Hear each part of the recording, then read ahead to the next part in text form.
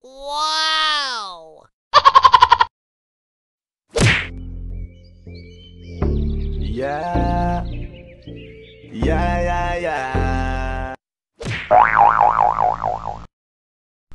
Alright, good morning mga Step Bro, what's up? So mga kuys, may dumating na naman tayong package. Yeah, rock and roll.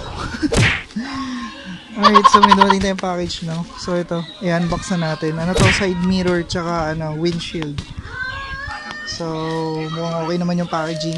Balot na balot, tagal nga lang dumating. Pero unbox na natin mga kuys. Yan.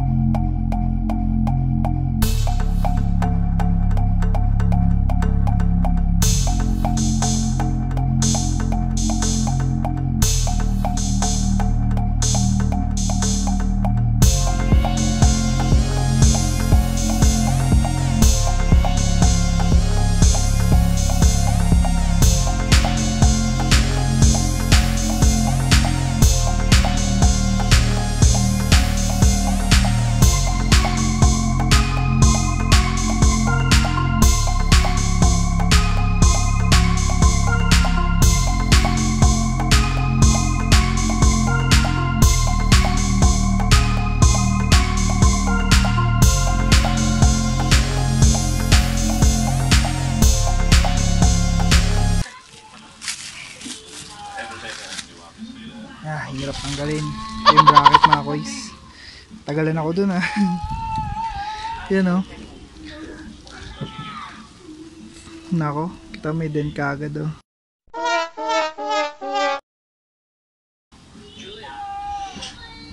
Tayo dyan.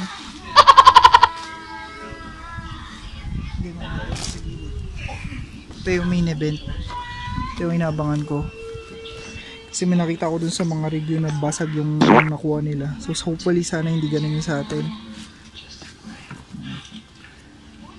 Bili lang natin. Palagay pa NMAX.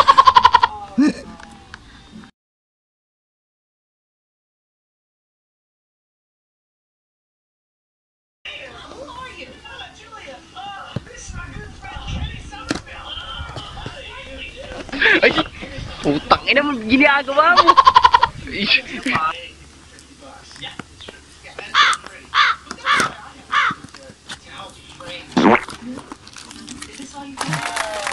So naman ito, mga nuts.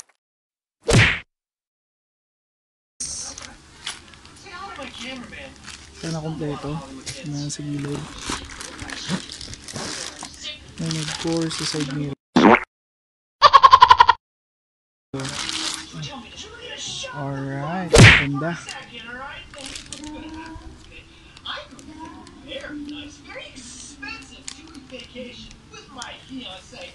So hindi pala siya adjustable kaya nang akala natin. Okay lang.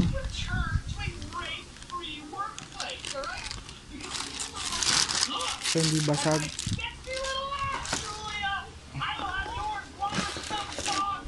Second. Okay, goods. Hindi rin basag. Kompleto naman so far. So mga kuys, install na natin. Ito na yung laman ng box na. Wala na. Di mga kuys. Ito muna.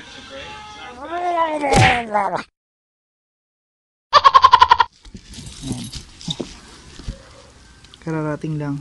Kaka-deliver lang. So this is the Click Raven bracket. Mali pala ako. Kala ko yung napili ko kasi yung sec. Pero Click Raven bracket pala talaga siya. So yun, unbox na natin mga kuys.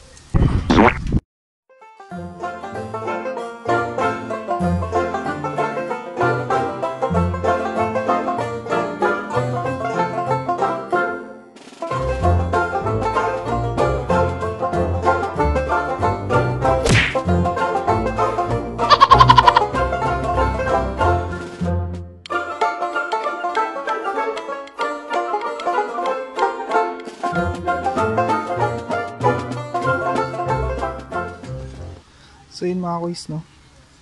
Ito na. Na-unbox ko na siya. So as you can see, meron kagad akong napansin na hindi okay. Kung sa paint niya, matte, okay naman, maganda tignan, pogi pa rin. Kaya lang, paint chipping, mga kuys, dami. Una na to. Yan, outside the box. Pangkita yan. So I'm not sure kung ganito rin sa sec, pero yung pagkakaano niya parang mabilis mabakbak. Yan.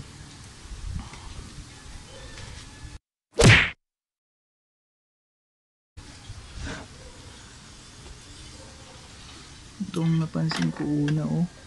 Grabe yung paint chipping niya, oh. Meron pa eh. Ito. Yan. So far medyo disappointed ako sa part eh, pero okay lang. Tingnan natin, mukha naman okay siya, magaang. So ang ano kasi nito, lalagyanan siya ng utility box sa likod. So yan. So dyan yan ipapatong. So pag dumating na yung U-box natin o top box natin, tsaka natin ilalagay. Update ko na lang kayo pag nalagay ko kayo. Ayan yung click ribbon bracket from Lazada. Okay, see you muna. You know mga kuys, so dumating na nga yung sec bracket natin. Hindi pala sec, sorry, click ribbon bracket. So ang style kasi nito, para siyang lang, yung handle sa likod ng click ng mga OBR natin. So dinisign siya para magmukha lang siya stock. Ayan. So far sa first impression sa looks, okay, ganda naman, wala naman ako masabi. Nang concern ko lang kasi yung pagkaka-paint sa kanya. Hindi kasi siya yung parang masasabi mo na maganda yung pagkaka-paint. Parang lang talaga, parang spray paint lang na gawin ko sa akin lang sa initial, kasi hindi ganun ka premium pag hinawakan. So yun nga, may mga dents nga na parang kita mo na yan. So may possibility talaga na mabakbak to. Ewan na natin, tsaka tingin ko parang kalawangin din to pag nababasa. So yun yung isa sa mga issue na pansin ko dito. So hindi pa natin siya install kasi hinihintay ko pa yung natin, top box natin dumating. So dumating na yung top box natin, tsaka natin siya install. Pero for now, yun muna masasabi ko. Feeling ko takaw gas-gas talaga. Pero maganda initially. Hindi ko rin alam kung ganito rin sa sec. Dapat pala sec na lang in order ko. Na-dueling ako kasi limited lang yung internet ko nung kaya nagmamadali ako. So far yun, hopefully maganda. See na lang quiz pag in-install na natin to. Right?